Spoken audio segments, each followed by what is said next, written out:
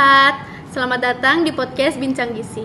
Kali ini kita akan membahas topik yang sangat penting banget nih, apalagi untuk ibu hamil di luar sana.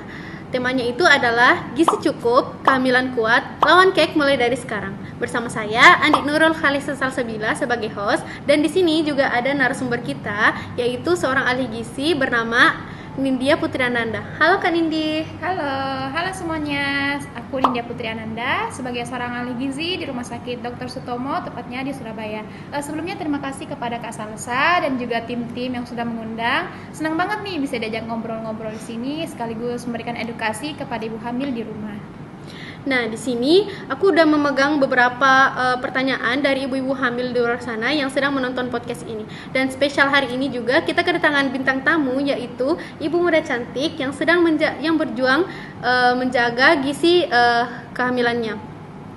Halo Bunda Nia, apa kabar? Hai Kak Salsa, halo Kak Nindya, dan halo semuanya. Alhamdulillah kabar saya baik. Saya Ibu Nia, seorang ibu hamil, anak pertama, dan sekarang memasuki trimester 2. Oke, mungkin langsung saja kita ke pertanyaan pertama ya.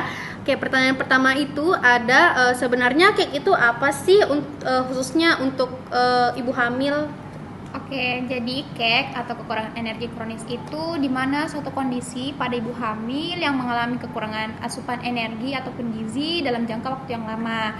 Biasanya kek ini ditandai dengan lingkar lengan atas yang kurang dari 23,5 cm. Nah, kek ini juga bisa menyebabkan ibu menjadi gampang lemas, kekurangan berat badan, bahkan beresiko pada bayinya mengalami berat badan lahir rendah. Wah, seram juga ya ternyata. Jadi bukan berarti ibu hamil itu harus makan dalam porsi untuk porsi untuk 2 orang gitu ya? itu sudah lama banget. Jadi maksudnya itu makan buat 2 orang itu bukan 2 kali lebih banyak, tapi 2 kali lebih berkualitas. Jadi nggak perlu makan 1 loyang kue yang bunda-bunda. Nah itu dia Kak, waktu di awal kehamilan berat badan aku tuh kurang banget. Nah sekarang udah hamil, jadi aku tuh bingung, masih bisa nggak ya aku mencegah keknya? Bisa banget nih Bunda Nia. Jadi kuncinya itu ada di pemantauan lila, berat badan, dan pastinya asupan harian. Kalau susah makan karena mual itu mungkin bisa diakalin ya dengan makanan porsi kecil tapi sering. Dan kalau bisa tidurnya itu jangan lebih banyak ngemilnya ya. Iya loh, kadang ibu hamil lemes tuh bukan karena kek, tapi karena nonton drakor sampai tengah malam gitu loh.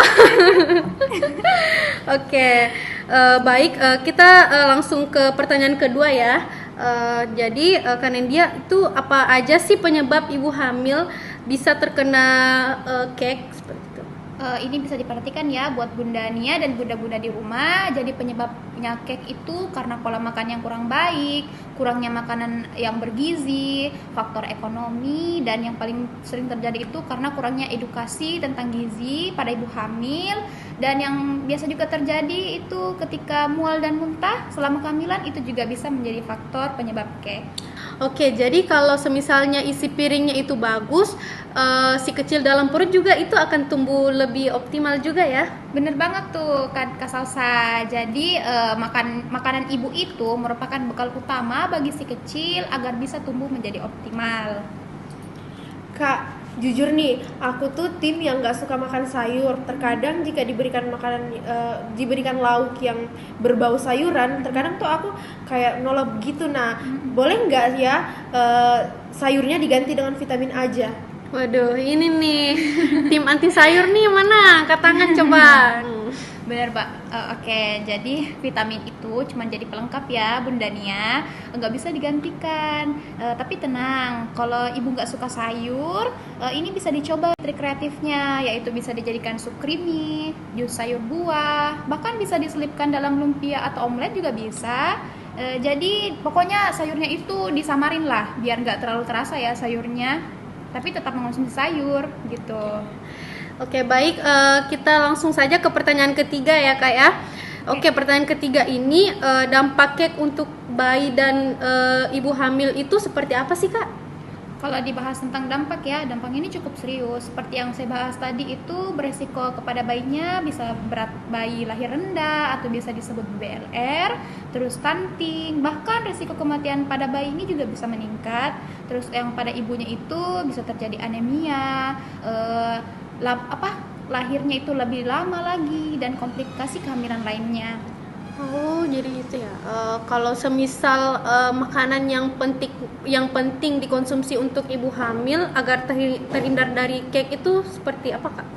Paling utama ya itu karbohidrat, protein, dan lemak. Dan ibu-ibu di rumah yang mungkin nggak tahu apa itu karbohidrat, protein, dan lemak. Jadi karbohidrat itu merupakan sumber utama, yaitu seperti nasi, ubi, mie, tapi dalam porsi sesuai kebutuhan.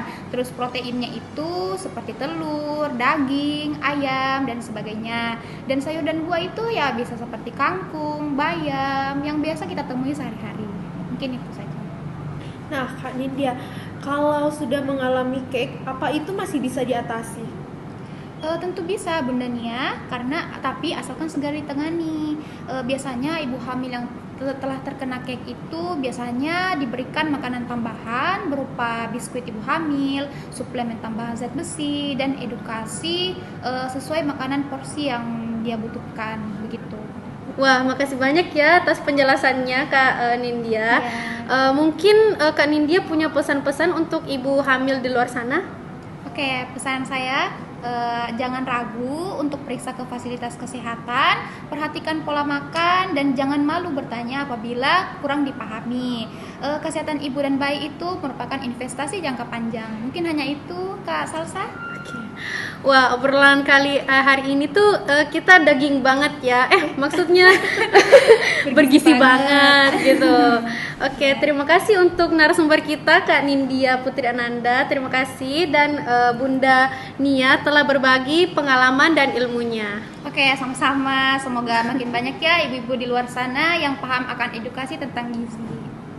Aku juga terima kasih banyak buat Kak Salsa dan buat Kak Nindya atas ilmunya. Semoga bermanfaat bagi aku sendiri dan untuk teman-teman ibu hamil yang ada di rumah. Sama-sama. Buat penonton di rumah, ingat ya, jaga gizi itu bukan cuma hari ini, tetapi untuk masa depan si kecil juga. Yuk sama-sama kita lawan cake dengan mulai dari isi piring dan hati yang tulus. Oke deh, sobat sehat, sampai di sini saja ya perbincangan hari ini. Terima kasih untuk narasumber dan Ibu Nia juga, dan sampai jumpa di episode berikutnya. Dadah.